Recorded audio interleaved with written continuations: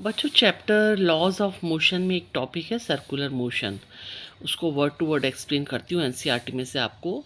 We have seen in chapter 4 that acceleration of a body moving in a circle of radius r with uniform speed v is v square upon r। a is equal to v square upon r directed towards the center. According to the second law, the force Fc providing this acceleration is Fc is equal to mv square upon r। क्यों? क्योंकि Fc is equal to m into a है ना।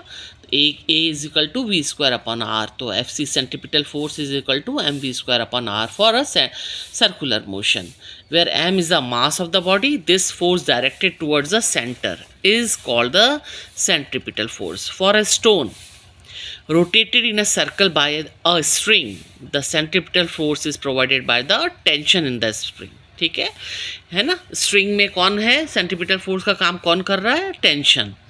The centripetal force for motion of a planet around the sun, उसके लिए centripetal force क्या है, is the gravitational force on the planet due to the sun. For a car taking a circular turn on a horizontal road, the centripetal force is the force of friction।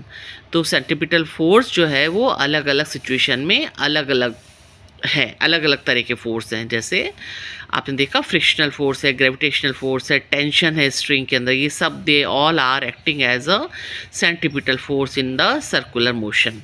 The circular motion of a car on a flat and banked road give interesting application of the laws of motion। अब हम देखेंगे कि एक horizontal road में और एक banked road में circular motion किस तरह से करती है एक car. Motion of a car on a level road, 3 forces act on the car. कौन कौन से फोर्स हैं, 3। ये देखो डायग्राम में, ये देखो नीचे की तरफ है इसका वेट mg, ऊपर की तरफ है नॉर्मल रिएक्शन और फ्रिक्शनल फोर्स। ये 3 तरह के फोर्स काम कर रहे हैं एक कार के ऊपर जब वो लेवल रोड पे है, मतलब बिल्कुल फ्लैट रोड पे। The weight of the car mg, normal reaction and frictional force f। As there is no acceleration in the vertical direction, vertical direction में तो कोई एक्सेलरेशन नहीं है ना, तो n minus m g is equal to 0 है ना। दोनों फोर्स ये ऊपर नीचे वाले एक दूसरे को कैंसिल कर देंगे क्योंकि n जो है वो एम जी के बराबर है। द सेंटर वर्टिकल है ना, नॉर्मल रिएक्शन वर्टिकल है और नीचे वर्टिकल डाउनवर्ड्स एम जी है, तो दोनों ने एक दूसरे को दोनों एक दूसरे के बराबर हैं। और n माइनस एम जी क्योंकि अपोजिट डायरेक्शन में है तो that is equal to 0। The centripetal force required for circular motion is along the surface of the road। Agree, along the surface of the road है, क्यों, फ्रिक्शनल फोर्स है ना, तो कहाँ पे है वो, along the surface of the road है। मोशन का अपोज करेगा ये फ्रिक्शन फोर्स, और यही एक कैसा एक्ट, किसकी तरह एक्ट करेगा, एक सेंट्रीपिटल फोर्स की तरह। And is provided by the component of the contact force between the road and the car tires along the surface। this by definition is the frictional force है ना। तो इस केस में frictional force जो है वो एक सेंट्रीपिटल फोर्स का की तरह एक्ट करेगा।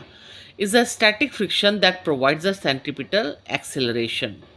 Static friction opposes the impending motion of the car moving away from the circle. यही स्टैटिक फ्रिक्शन है जो कार को सर्कल से दूर नहीं जाने देगा ना, सर्कल में ही घुमाएगा उसको, क्योंकि वो अब सेंट्रीपिटल फोर्स की तरह एक्ट कर रहा है, तो उसको सर्कुलर मोशन को इनिशिएट करेगा।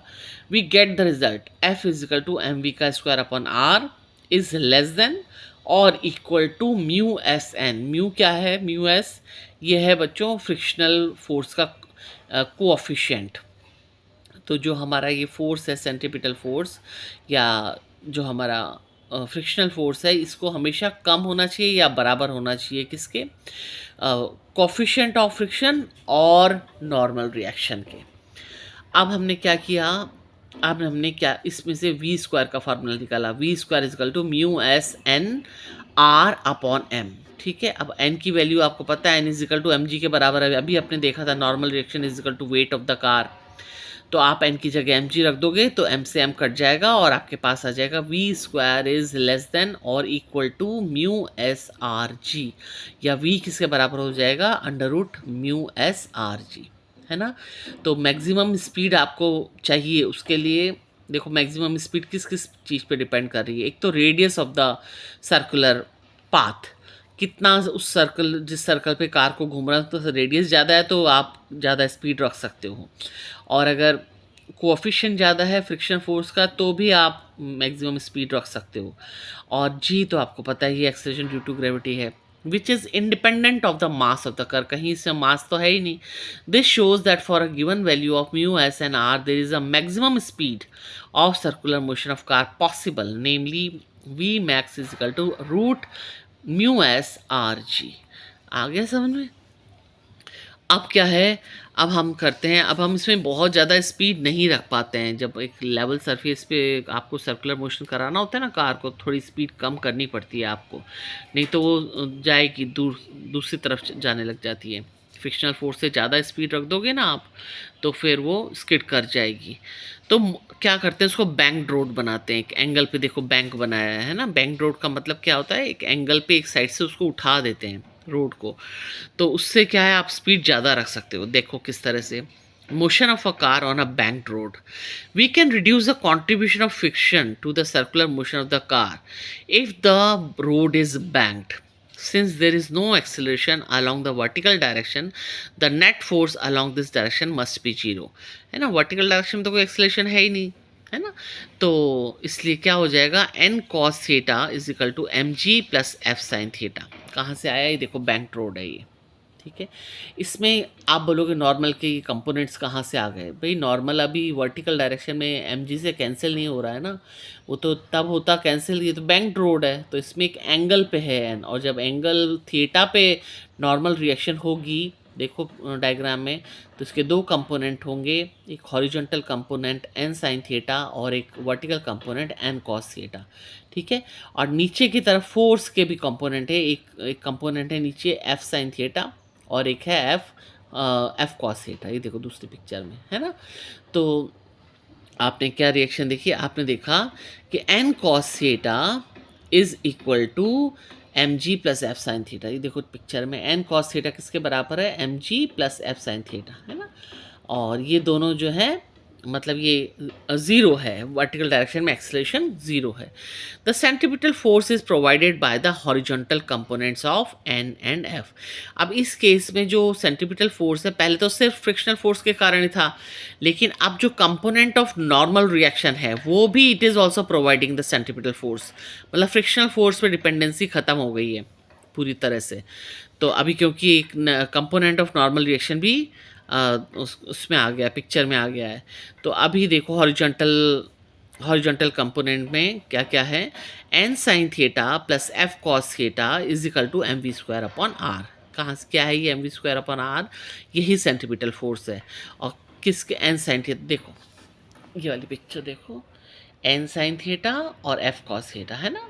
ये देखो हॉरिजॉन्टल डायरेक्शन में these are providing the centripetal force. Now ये एन साइन थीटा क्या है, नॉर्मल का कंपोनेंट है हॉरिजॉन्टल डायरेक्शन में।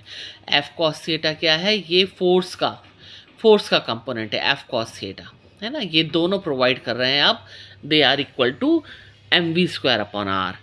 अच्छा, अब आपको पता है कि जो फ्रिक्शन है वो या तो कम है या बराबर है किसके, म्यू एस एन के। Thus to obtain v maximum we put f is equal to mu S n, ठीक है, ताकि हमको वी जो है मैक्सिमम मिल सके, स्पीड मैक्सिमम कर सकें, उसके लिए फोर्स जो है वो किसके बराबर होना चाहिए, म्यू एस एन के। अब ये इक्वेशन में देन इक्वेशन 5.19 ए, ऊपर वाली रिएक्शन और दूसरी वाली 5.19 बी, इन दोनों को आप इस तरह से लिख सकते हो, n cos theta is equal to m g plus mu S n sine theta. F की वैल्यू रख दी आपने, एफ की जगह आपने रख दिया mu S n sine theta, ठीक है। यहाँ तक समझ में आ गया।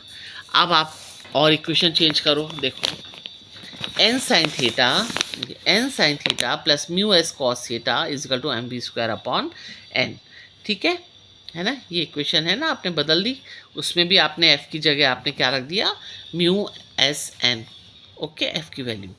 अब from equation 5.20 a we obtain, अब आप जो ये 5.20 ए है, ये वाली रिएक्शन, ये n cos theta is equal to m g plus mu S n sine theta. इसमें आप एन की वैल्यू इस तरह से लिख सकते हो, n is equal to m g upon cos theta minus mu s sine theta. अब इस n की वैल्यू को आप 5.20b में रख दो। तो जब वैल्यू रखोगे तो आपको क्या आ जाएगा, ये इक्वेशन आ जाएगी इस तरह से, है ना। ये तो आपको रख सकते हो। तो ये इक्वेशन में से आपने वी स्क्वायर की वैल्यू निकाली तो वी मैक्स की वैल्यू आ जाएगी आर जी, है ना। एम से एम आपका कट जाएगा, R G mu S plus tan theta upon 1 minus mu S tan theta, और इसका सारा होल अंडर रूट या 1/2, है ना, क्योंकि ये वी स्क्वायर की वैल्यू का आपने रूट किया है। Comparing this with equation 5.18, we see that maximum possible speed of a car on a banked road is greater than that on a flat road. ठीक है, बढ़ गई ना वैल्यू मैक्सिमम स्पीड की। For mu s is equal to 0, v naught is equal to r g tan theta का whole half या under root. At this speed frictional force is not needed at all to provide the necessary centripetal force. कब नहीं चाहिए, जब जो mu s है coefficient of friction force is 0। अगर हम रख दें इक्वेशन 5.21 में, ठीक है, तो हमको ये डिपेंडेंसी ख़त्म हो गई फ्रिक्शन के ऊपर। At this speed friction force is not needed at all to provide the necessary centripetal force. Driving at this speed on a bank road will cause little wear and tear of the tyres, क्योंकि अब friction force ही नहीं लग रहा तो where and टेयर नहीं होगा tyres का। The same equation also tells you that for v is equal to less than v naught, frictional force will be up the slope, and that a car can be parked only if tan theta is less than or equal to mu s। ठीक है, तो अब आपको क्या करना है, अगर आप v जो है कम है v नॉट से, तो फ्रिक्शनल फोर्स जो होगा will be up on the slope and that a car can park only if tan theta is less than और इक्वल टू म्यू एस, है ना। टेन थीटा क्या है, ये जो बैंक रोड है ना उसका एंगल का टेन एंगल थीटा की वैल्यू है। अब एक सम दिया है, cyclist speeding at 18 km/h on a level road takes a sharp circular turn of radius 3 meter without reducing the speed. The coefficient of static friction between the tires and the road is 0.1. Will the cyclist slip while taking the turn? On an unbanked road, frictional force alone can provide the centripetal force needed to keep the cyclist moving on a circular turn without slipping. If the speed is too large or if the turn is too sharp, that is too small a radius, or both, the frictional force is not sufficient to provide the necessary centripetal force and the cyclist slips. The condition for the cyclist not to slip is given by, अगर we square कम है या बराबर है mu S R जी के तो slipping नहीं होगी। तो आर कितनी है 3 मीटर, जी आपका 9.8 मीटर पर सेकेंड स्क्वायर, म्यू एस दिया है 0.1, इसका मतलब म्यू एस आर जी की वैल्यू आ रही है 2.94 मीटर स्क्वायर पर second square.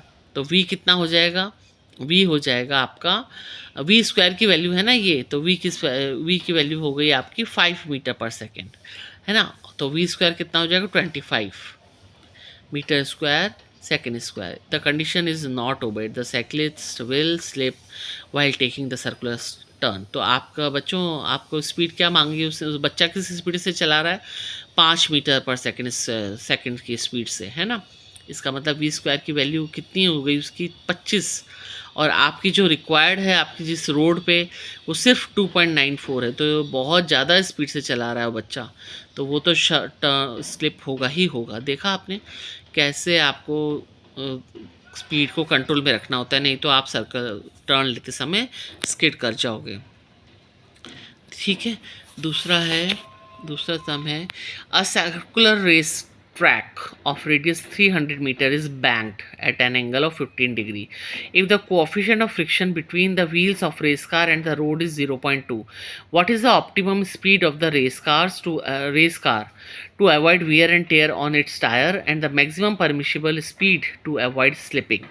On a banked road, the horizontal component of the normal force and the frictional force दोनों contribute करते हैं to provide centripetal force to keep the car moving on a circular turn without slipping. At the optimum speed, the normal reactions component is enough to provide the needed centripetal force. समझ में आया ना, उस समय frictional force की जरूरत नहीं होती है, and the frictional force is not needed. The optimum speed v naught is given by equation v naught is equal to r g tan theta का हाफ या under root r g tan theta. अब value रख दो, are कितना 300 metre, theta 15 degree है, जी 9.8 है, तो हम रख देते हैं वी नॉट कितना है 28.1 मीटर पर सेकेंड, यह आएगा वी नॉट की वैल्यू। तो मैक्सिमम पॉसिबल स्पीड जो है v max is given by this equation. अब इसका मतलब है कि जो वी मैक्स है वो 38.1 मीटर पर सेकेंड है। ठीक है, तो यही पूछा था आपसे।